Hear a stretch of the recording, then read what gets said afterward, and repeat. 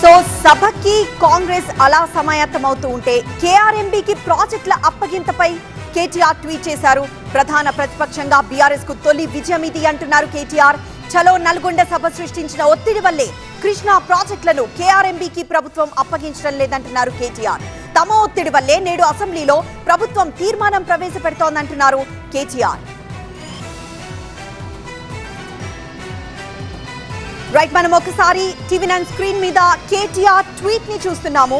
KTR tweet లో చాలా స్పష్టంగా ఆయన ఇది బీఆర్ఎస్ విజయం అంటూ చెప్పుకొచ్చారు. చలో నల్గొండ ఎఫెక్ట్ ఇది.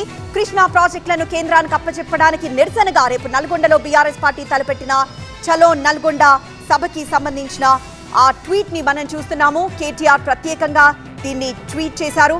ఇవాళ కాంగ్రెస్ సర్కార్ కి ప్రెజెంటేషన్ కి ఎలా కౌంటర్ ఇవ్వాలో కూడా సిద్ధమవుతోంది. అయితే కృష్ణా ప్రాజెక్టులను కేఆర్ఎంబీకి అప్పగించట్లేదమని నేడు అసెంబ్లీలో కాంగ్రెస్ తీర్మానాన్ని ప్రవేశపెట్టబోతున్న విషయాన్ని అక్కడ ట్వీట్ లో కేటీఆర్ ట్వీట్ చేసిన విషయాన్ని మనం చూస్తున్నాం. మరింత సమాచారం మా ప్రతినిధి రాకేష్ అందిస్తారు. రాకేష్, కేటీఆర్ ట్వీట్ ని ఎలా చూడాలి, దాని సారాంశం ఏంటి? అంతకంటే ముందుగా ప్రభుత్వం ఏదైతే పవర్ పాయింట్ ప్రజెంటేషన్ ఇస్తుందో తమకు కూడా అవకాశం ఇస్తే మేము కూడా మా ప్రభుత్వంలో కేఆర్ఎంబీకి సంబంధించినటువంటి ఆ పరిధిలోకి వెళ్ళే ప్రాజెక్టులను ఎలా ప్రొటెక్ట్ చేశామో, కేంద్ర ప్రభుత్వాన్ని ఎలా ఎదుర్కొన్నామో వివరిస్తాం. కేఆర్ఎంబీ పరిధిలోకి వెళ్ళేటువంటి ప్రాజెక్టుల విషయంలో అప్పటి 10 ఏళ్ళు బీఆర్ఎస్ ప్రభుత్వం ఎలా వ్యవహరించిందో పూర్తిగా ఆధారాలతో, కేంద్ర ప్రభుత్వం ఇచ్చినటువంటి మినిట్స్తో, కేంద్ర ప్రభుత్వ సమావేశంలో జరిగినటువంటి సంభాషణతో సహా మేము వివరిస్తామంటూ బీఆర్ఎస్ ఇప్పటికీ కొద్దిసేపటి క్రితమే స్పీకర్ని కోరింది. కానీ స్పీకర్ దాన్ని పెండింగ్లో పెట్టారు. ప్రభుత్వ పవర్ పాయింట్ ప్రజెంటేషన్తో పాటు ప్రతిపక్షాలకు కూడా అవకాశం ఇస్తారా ఇవ్వరా అనేది ఇంకా సేపట్లో తేలుతుంది. కొద్దిసేపటి క్రితం కేటీఆర్ ట్వీట్ చేశారు.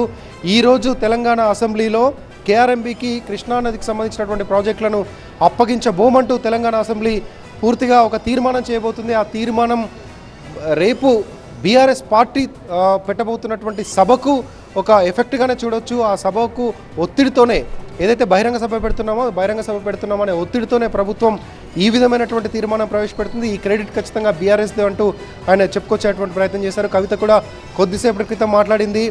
ఆ కవిత కూడా ఇదే విషయాన్ని చెప్తూ ఉన్నారు. ప్రభుత్వం మీదకి ఒత్తిడి వస్తుందని భయపడే ముందస్తుగా తీర్మానం చేస్తున్నారు. దాంతోపాటుగా ఈ 10 ఏళ్లలో బీఆర్ఎస్ ఎప్పుడూ కూడా కేఆర్ఎంబీ పరిధిలోకి ప్రాజెక్టులు వెళ్ళడానికి ఒప్పుకోలేదు. దానికి సంబంధించి ఎక్కడ జరిగినటువంటి అపెక్స్ కమిటీ కానీ, కేఆర్ఎంబీ సమావేశం కానీ, లేకపోతే సెంట్రల్ ఇరిగేషన్ శాఖకు సంబంధించినటువంటి సమావేశాల్లో కానీ ఎక్కడ కూడా ఒక్క మాట కూడా ఈ ప్రాజెక్టులను కేఆర్ఎంబీ పరిధిలోకి తీసుకోండి అంటూ ఒప్పుకోలేదు. ఎక్కడా సంతకం పెట్టలేదు. అసలు ముఖ్యమంత్రి పార్టిసిపేట్ చేయని మీటింగ్లోనే ముఖ్యమంత్రి సంతకం పెట్టినట్టుగా ప్రభుత్వం చెప్తుంది. ఆ ఆరోపణలు ఖండిస్తూ ఆ ముఖ్యమంత్రి అటెండ్ అవ్వలేదనడానికి మాకు ఆధారాలు ఉన్నాయి, మా దగ్గర మినిట్స్ కాపీలు ఉన్నాయి, కేంద్ర ప్రభుత్వం ఇచ్చినటువంటి మినిట్స్ కాపీలు ఉన్నాయి. దాంతోపాటుగా 3 రోజుల క్రితం ఇదే బీఆర్ఎస్కు సంబంధించినటువంటి ఎంపీ పార్లమెంట్లో అడిగినటువంటి ప్రశ్నను కేంద్ర ప్రభుత్వం ఉటంకిస్తూ చేసినటువంటి సమాధానాన్ని అధికార పార్టీ చెప్తుంది. కానీ దాంట్లో 2వ పారాగ్రాఫ్లో వేరేలాగా ఉంది. దాన్ని చదవాల్సి ఉంటుందంటూ కొన్ని ఆధారాలను, కొన్ని పత్రాలను బీఆర్ఎస్ పార్టీ అసెంబ్లీకి తీసుకురానుంది. పవర్ పాయింట్ ప్రజెంటేషన్ ఇస్తే అక్కడ చూపెడతారు, లేకపోతే ఆ తర్వాత అసెంబ్లీ తర్వాత మీడియా పాయింట్లో వాటన్నిటిని షో చేసేటువంటి అవకాశం ఉంది. రేపు బహిరంగ సభకు ప్రిపేర్ అవుతున్నారు.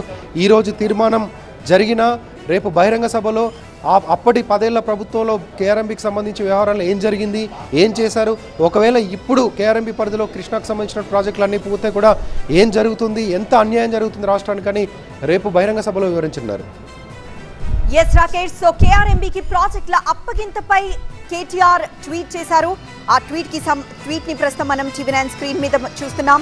ప్రధాన ప్రతిపక్షంగా బీఆర్ఎస్ కు ఇది తొలి విజయం అంటున్నారు కేటీఆర్. చలో నల్గొండ సభ సృష్టించిన ఒత్తిడి వల్లే కృష్ణా ప్రాజెక్టులను కేఆర్ఎంబీకి ప్రభుత్వం అప్పగించడం లేదంటూ కేటీఆర్ చెప్తున్నారు.